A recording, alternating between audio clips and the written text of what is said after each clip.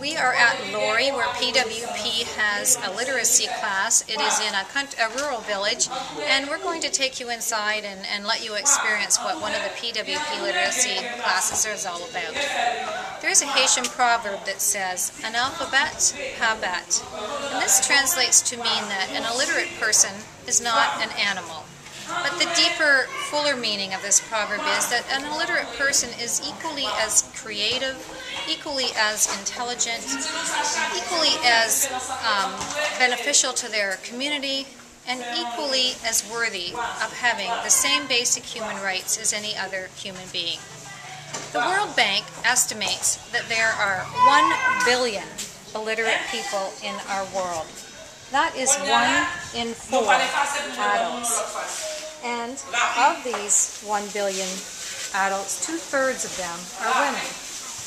In the following quote, Haitian educator and social psychologist Pierre Richard describes what the absence of this fundamental skill set of reading and writing propagates.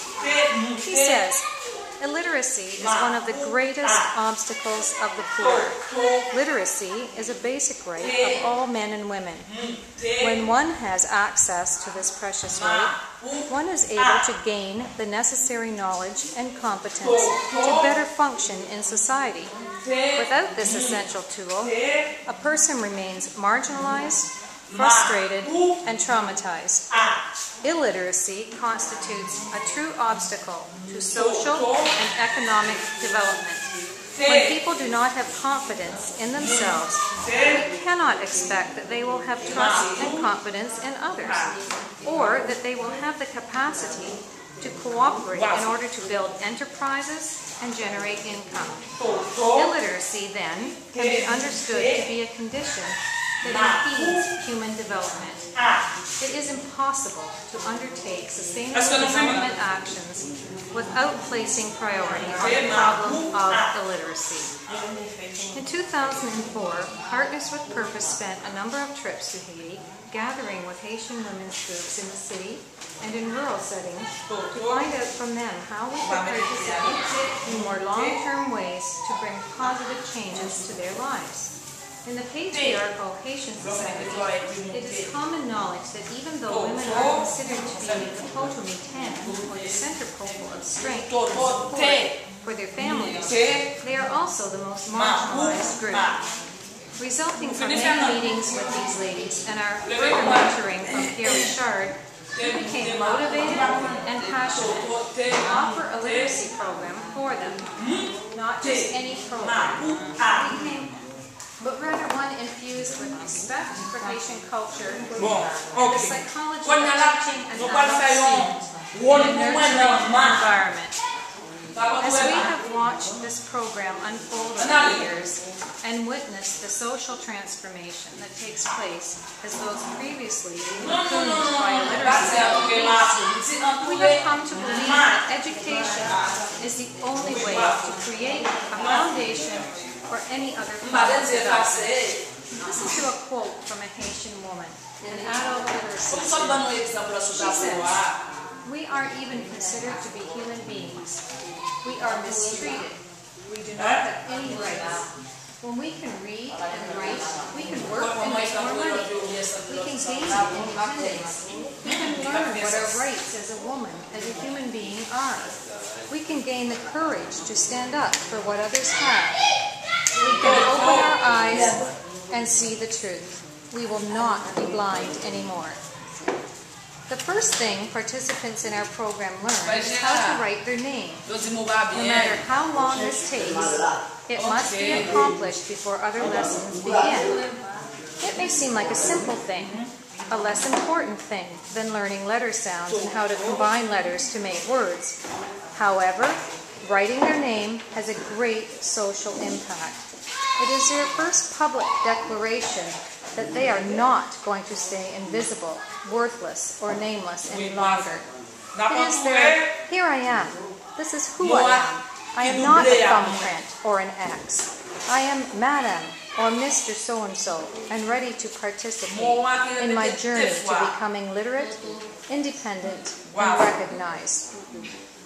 Our program embraces the ideology of Brazilian educator Paulo Freire. We stand solidly beside him in thought and practice, especially with these three main concepts. The purpose of adult basic education is to enable learners to participate actively in their own liberation. 2, education occurs through dialogue, and true dialogue demands mutual respect by equals. And 3, education results from problem posing. Let's look at number 1. Participatory learning involves a methodology called reflection circles and open space. This method is employed to jumpstart the Haitian adult out of their self-imposed shadows and empower them quickly to become more independent thinkers, better able to articulate and communicate on their own behalf. It is an approach that develops the individual's self-esteem, empowering them to think creatively and problem solve with assertion. Through exercises involving problem posing or dialogue, games, flashcards, pantomime, songs, and other non-traditional approaches to learning, the adult student progresses quickly in their understanding and defending of their basic human rights. The typical method of education in Haiti relegates the student to the position of being a passive receiver of knowledge by memorizing and copying information passed on to them by the teacher. In the participatory approach we use requires the student to join in their own journey to liberation that literacy brings. They are expected to learn by thinking, sharing, and doing. Reflection circles and open space meetings provide a forum for expression, evaluation, and expansion of each individual's knowledge base. Each person brings their part to the table, and then all go away with the greater impact of the collective contribution of all the members involved. All of PWP staff has received extensive training in using this methodology, and we provide periodic seminars to keep everyone freshly passionate about teaching in this fashion. In looking at number 2, we feel in our centers the teachers are called monitors and operate in the capacity of facilitators to learning and do not operate in a dictatorial fashion. The students are referred to as participants and are asked to accept that they have an equal part to play in their journey to literacy. The philosophy is that in order to learn, one must actively participate in the process.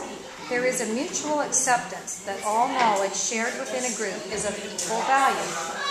For example, the monitor may be able to read, but another may know how to balance 10 chickens in a basket on her head, and another may know how to repair a radio or plant a banana tree. All knowledge is mutually respected. This approach helps the adult student feel worthy to participate in the classroom. It breeds courage and self-respect. PWP monitor Pauline expresses it this way. She says, "My part is to help our participants express the knowledge, creativity, and beauty that is trapped inside them, to help them release what the walls of illiteracy have hidden before they die without having the opportunity to bless our country with their contribution." Number 3 that Paulo Freire expresses in his ideology and that we agree with is that is employed in our classrooms in the form of posing problems to generate problem solving. What does this have to do with reading and writing? Well, the participant begins to take part in discussion groups and begins to see the value in each person's contribution. They are better equipped psychologically to risk the attempt at solving letter sets and letter combinations, and eventually words. The adult student typically has been hidden under a veil of humiliation for decades, believing that they do not have the ability to learn to read. It takes patience and perseverance on behalf of the monitors to lead them to an understanding that if they can solve a problem of, for example, how to plant and grow a mango, they can use that same intelligence and creativity to solve the problem of, for example, how to put letters and the sounds they make together to form a word. Again, this is one of the main reasons that learning to write their names is the first thing they do. It is the greatest of confirmations for them to accomplish the sounds and learn how to write the letters that make those sounds in a combination that everyone can see is them, their name, the very one who is able to work hard and figure that out. And from there, it is just a matter for the monitors to find ways to facilitate the river of energy to learn more and more that begins to flow out of their participants. Partners with Purpose is a registered Canadian charity that employs 15 people in Haiti, 11 which are teachers. Each teacher is a high school graduate with additional training in utilizing the reflection circle and open space methodology. PWP provides ongoing refresher courses and seminars to keep the staff passionate and motivated. In a gesture of commitment to the program, each teacher is required to find a place within her community for her class to meet. Typically, it is in a church or school building or someone's house, and it is up to her to convince the proprietor to provide the space rent-free. This is no easy task in Haiti, and only a person fully devoted to the program and convinced that it can bring positive social change to that community is able to accomplish this. Having a monitor who lives in the same location as her participants is a natural way to engender trust and build the solid relational foundation that keeps the adult student focused and encouraged. Our Haitian agent, Philomé Augustine, is responsible for all accounting for the program in Haiti. He has also finished his last year of law school at the Cap Haitian University and is busy studying for his bar exams. He works with a committee compiled of 3 monitors who are voted in annually by the staff. Decisions are made by the committee and approved by the PWP directors in Canada. We have tried to create as many checks and balances as possible to ensure accountability and transparency within our organization. This is a result of many years of learning and growing together in mutual respect and trust. We work hard to build capacity for leadership and responsibility with our Haitian staff. The goal is to have these positive traits be transferred to their participants in the approach taken in the classrooms. It takes a lot of patience and understanding to accomplish this, and we heartily embrace every step as one towards the transformative power that is created as we work in trust with this common goal of literacy. The cost of operating 11 centers, including salaries, curriculum, materials, extra training, and all other expenses, is approximately $40,000 US annually. That averages out to approximately $120 US per year per student to gain the skill of literacy and the social empowerment that brings with it. PWP feels this is an invaluable blessing to the one doing the giving as well as the Haitian person positioned to receive. PWP absolutely believes that education is a basic human right for every person, regardless of their gender, their age, their position in society, or their financial status. And it is with uncompromised confidence that we invite you to partner with us on this journey to freedom that literacy is bringing to the people of Haiti through our program.